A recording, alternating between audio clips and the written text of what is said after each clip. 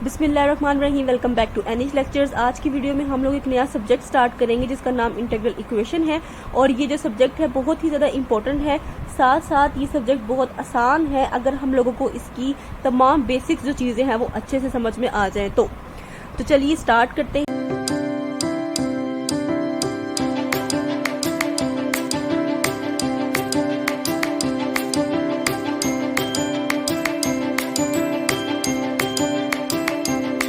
अब सबसे पहले मैं एक बात डिस्कस कर लूं कि जब भी हम लोग इंटीग्रल इक्वेशन का नाम सुनते हैं तो हमें लगता है कि ऐसी इक्वेशन जिसके अंदर इंटीग्रेशन का साइन आ रहा है तो उसको हम लोग इंटीग्रल इक्वेशन कहेंगे, लेकिन ऐसा नहीं है। इंटीग्रल इक्वेशन जो है वो ऐसी इक्वेशन होती है जिसके अंदर जो हमारा अननोन फंक्शन है वो इंटीग्रेशन के साइन के अंदर आए। ठीक है, मतलब कि वो हमें नजर आए इंटीग्रेशन के साइन के अंदर। ठीक हो गया, तो चलिए इसकी डेफिनेशन को रीड आउट करते हैं। An integral equation is an equation in which the unknown function. अब यहाँ पे आपको नाम से ही पता चल रहा है कि दिस फंक्शन इज अननोन। ये चीज जो है ये अननोन है, इसकी वैल्यू हमें नहीं पता और उसकी वैल्यू को ही हमने फाइंड करना है। Unknown function u of x, उसको नाम दिया गया है यू ऑफ एक्स का। To be determined, to be determined को दोबारा उन्होंने हाईलाइट किया है, मतलब कि यू ऑफ एक्स की वैल्यू जो है हमें नहीं पता, उसी को हमने फाइंड करना है।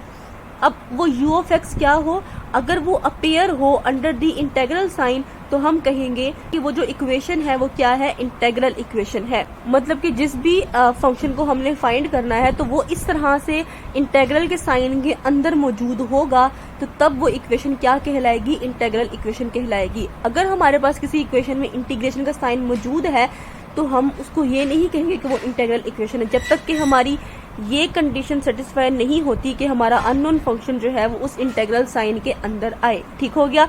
अब इसको जनरली हम लोग रिप्रेजेंट करते हैं इस तरह से, इस फॉर्म के अंदर कि यू ऑफ एक्स। देखिए अब यू ऑफ एक्स क्या है, अननोन फंक्शन जिसको हमने फाइंड करना है, इसकी वैल्यू हमने फाइंड करनी है। ठीक है, लेकिन जब इसको हम इक्वेशन के अंदर इस्तेमाल करते हैं तो हम इसको इन टर्म्स ऑफ टी इस्तेमाल करते हैं। ठीक है, हम एक्स वहां पे लेके नहीं आते क्योंकि जो हमारे लिमिट्स की जो लिमिट्स ऑफ इंटीग्रेशन है वो एक्स का ही फंक्शन होती है। तो जब हम इस एक्स को यहाँ पे टी के अंदर पुट करेंगे, लिमिट्स पुट करेंगे, तो वापस हमें यू ऑफ एक्स की वैल्यू इजीली मिल जाएगी। ठीक हो गया, तो ये बात आपने ध्यान में रखनी है कि काफी क्वेश्चंस के अंदर बच्चे जो है मिस्टेक कर देते हैं कि यहाँ पे यू ऑफ एक्स लिख देते हैं, हालांकि यहाँ पे यू ऑफ एक्स नहीं आना। यहाँ पे आप लोगों ने क्या करना है, रिप्लेस करना है एक्स को टी से और अपने यू ऑफ एक्स को इन टर्म्स ऑफ टी में लिखना है। मतलब यू ऑफ एक्स के अंदर जहां जहां एक्स है वहां वहां आपने टी लिख के उस चीज को यहाँ पे आपने लिखना है और फिर उसको सोल्व करना है, उसको इंटीग्रेट करना है, उसकी लिमिट्स पुट करनी है और अपना आंसर जो है वो उसको फाइनलाइज करना है। U of x is equals to f of x. यहाँ पे जो एफ ऑफ एक्स है ये हमारे पास फंक्शन ऑफ एक्स है प्लस लेमडा हमारे पास एक पैरामीटर है। Integration from alpha x to beta x, ये हमारी लिमिट्स ऑफ इंटीग्रेशन है। आगे ये जो के एक्स टी लिखा हुआ है इसको कहते हैं kernel of x t, kernel of the equation, और ये होता है एक्स और टी, मतलब कि टू वेरिएबल्स का फंक्शन, उसको हम कर्नल कहते हैं। आगे you of t d t. अब जो ये यू ऑफ टी है ये क्या होगा, ये हमारा यू ऑफ एक्स ही होगा, मगर ये किस फॉर्म में होगा, ये टी की फॉर्म में होगा। तो फॉर एग्जाम्पल हमारे पास एक्स स्क्वायर मौजूद है तो एक्स की जगह पे हम टी को रिप्लेस कर देंगे तो टी स्क्वायर जो है ये हमारे पास अननोन फंक्शन होगा इन टर्म्स ऑफ टी। इसी तरह अगर हमारे पास ई ऑफ एक्स है तो अगर हम उसमें एक्स की जगह पे टी रिप्लेस कर देंगे तो ई ऑफ टी आ जाएगा। इसको हम कहेंगे ये यू ऑफ टी है और इसको हम कहेंगे कि ये यू ऑफ एक्स है। ठीक हो गया, ये बात आपने अपने जहन में रखनी है। अब के ऑफ एक्स टी मतलब कर्नल ऑफ एक्स टी, इसको हम कर्नल कहते हैं, कर्नल ऑफ इक्वेशन कहते हैं। ये कर्नल फंक्शन होता है, फंक्शन ऑफ टू वेरिएबल्स। ठीक है, उसके बाद जो हमारे पास लेमडा होता है वो एक पैरामीटर होता है। अल्फा एक्स बीटा एक्स जो है वो हमारे पास एक्स पे डिपेंड कर रहे हैं, एक्स की फंक्शन है लेकिन वो लिमिट्स ऑफ इंटीग्रेशन है। उसके अलावा जो एफ ऑफ एक्स है हमारे पास वो हमारे पास एक्स का फंक्शन है। और इसी के साथ साथ हमारे पास एक और चीज जो है वो काफी इंपॉर्टेंट है जो मैंने अभी आपको डिस्कस की है कि u of x appears under the integral sign in terms of t, कि हमारे पास जो यू ऑफ एक्स है वो इन टर्म्स ऑफ टी जो है वो रिप्रेजेंट हो रहा है लेकिन वो इंटीग्रल साइन के अंदर ही है। तो इसका मतलब जो वन इक्वेशन है ये एक इंटीग्रल इक्वेशन है, ये इसकी जनरल फॉर्म है, इसको आपने याद रखना है। अब यहाँ पे के ऑफ एक्स टी की जगह पे एक्स टी का कोई फंक्शन आ सकता है, जैसे एक्स टी आ सकता है, एक्स टी स्क्वायर आ सकता है, या हमारे पास एक्स माइनस टी आ सकता है, कुछ भी आ सकता है। इसी तरह एफ ऑफ एक्स की जगह पे एक्स का कोई फंक्शन आ सकता है, जैसे एक्स स्क्वायर आ सकता है, एक्स क्यूब आ सकता है, साइन एक्स, कुछ भी यहाँ पे आ सकता है। तो आपने ये जनरल फॉर्म याद रखनी है और इसी से रिलेटेड जब भी कोई क्वेश्चन आएगा आपके पास तो आपने इसी से कंपेयर करके अपने एफ ऑफ एक्स को, अपने कर्नल को, अपनी लिमिट्स को जो है वो क्या करना है, फाइंड आउट करना है, उनको सेपरेट करना है और फिर अपनी इक्वेशन को आगे सोल्व करना है। तो यहाँ पे वो कह रहे हैं कि हमने क्या किया है कि u ऑफ x जो है वो इंटेग्रल साइन के अंदर अपेयर हो रहा है in terms of t, as we apply limits we have u of x solution of 1। तो हमारे पास जब हम उसकी लिमिट्स को पुट करेंगे, मैंने आपको पहले भी ये बात की है कि जो हमारी लिमिट्स हैं वो x की फॉर्म में है, x की फंक्शन है, तो जब हम इसको यहाँ पे पुट करेंगे तो हम अपना u ऑफ x का जो सोल्यूशन है उसको फाइंड आउट कर लेंगे। अब यहाँ पे हम लोग इंटीग्रल इक्वेशन की कुछ एग्जांपल्स को देख लेते हैं जिसको हम जनरल फॉर्म के साथ कंपेयर करके अपने एफ ऑफ एक्स, कर्नल और लैम्डा को फाइंड आउट कर सकते हैं। तो यहाँ पे हमारे पास जो general form of integral equation है वो ये मैंने लिखी हुई है, इसको आपने जुबानी याद रखना है। अब यहाँ पे जो हमारी पहली एग्जाम्पल है वो है u of x is equal to 1 plus 0 to x 2t u of t d T.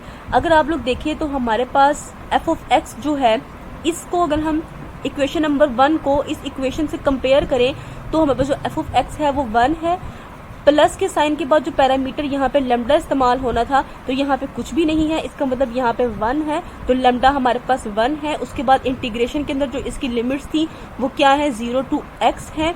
और हमारे पास जो कर्नल है, कर्नल क्या होता है कि वो x और t का फंक्शन होता है, तो हमारे पास जो x और t का फंक्शन है वो क्या है, 2t। अब जरूरी नहीं है कि x भी बीच में इन्वॉल्व हो, ठीक है। अगर x नहीं है खाली 2t है, या अगर t नहीं है खाली x है, लेकिन उसको हम कहेंगे कि वो कर्नल ही है, ठीक है। u ऑफ t के साथ जो भी फंक्शन पड़ा होगा वो हमारे पास कर्नल होगा, और जरूरी नहीं है कि उसमें x या t दोनों मौजूद हो, x भी मौजूद हो सकता है, t भी मौजूद हो सकता है और दोनों भी मौजूद हो सकते हैं। कि हमारे पास u ऑफ t है और आगे dt, ठीक है। इसको हम इंटीग्रेट करेंगे विद रिस्पेक्ट टू t और उसके बाद अपनी जो लिमिट्स है x की फॉर्म में इसमें पुट करेंगे तो हमारे पास u ऑफ x जो है वो आ जाएगा। इस बात का आप लोगों ने ध्यान रखना है कि जो इंटीग्रेशन वाली टर्म के साथ मल्टीप्लाई हो रहा होगा वो हमारे पास लैम्डा होगा, और जो u ऑफ t के साथ मल्टीप्लाई हो रहा होगा वो हमारे पास कर्नल होगा। अब जो हमारी सेकंड एग्जांपल है उसके अंदर क्या है, u of x is equal to 1 plus x square plus 0 to x minus t u of t d t. अब यहाँ पे 1 प्लस एक्स स्क्वायर पूरा का पूरा हमारे पास f ऑफ x है, फंक्शन ऑफ x है, प्लस अब देखिए जो हमारे इंटीग्रेशन वाली टर्म के साथ जो चीज मल्टीप्लाई हो रही है उसको हम लैम्डा कहते हैं, जो कि यहाँ पे 1 है, और जो हमारे u ऑफ t के साथ मल्टीप्लाई हो रहा है जो कि हमारा कर्नल है x माइनस टी, तो ये हमारे पास हमारा क्या है, कर्नल है।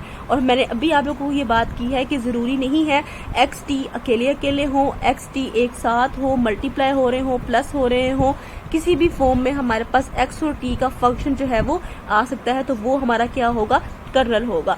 इसी के साथ हमारी थर्ड एग्जांपल है u of x is equal to 0 to 1 x minus t square u of t d T.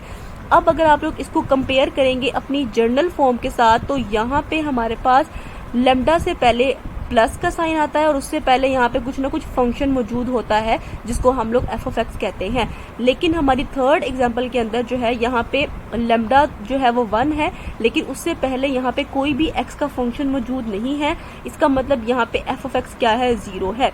उसके साथ जो हमारा कर्नल है वो एक्स माइनस टी का स्क्वायर है और लैम्डा जो है वो हमारे पास 1 है। हमारी नेक्स्ट एग्जांपल है u of x is equal to 3/4x plus 1/5 plus 0 to 1 x minus t का cube u of t d t. अब यहाँ पे f ऑफ x हमारे 3/4x प्लस 1/5 पूरी की पूरी टर्म है, क्योंकि ये चीज इंटेग्रल की जो टर्म है उससे मल्टीप्लाई नहीं हो रही, ये सेपरेट है, तो ये f ऑफ x है। जो चीज इंटेग्रल के साइन से मल्टीप्लाई हो रही है वो यहाँ पे 1 है जो कि हमारा लैम्डा है, और साथ ही x माइनस टी का होल क्यूब जो है ये हमारे पास कर्नल ऑफ x है। तो ये सारी चीजें मैंने यहाँ पे सेपरेटली लिख दी हैं, आप लोग उसको एक दफा देख सकते हैं। जो हमारी लास्ट एग्जांपल है वो क्या है, u of x is equal to 1 plus x/4 0 to 1 1 over x plus t 1 over u of t d T.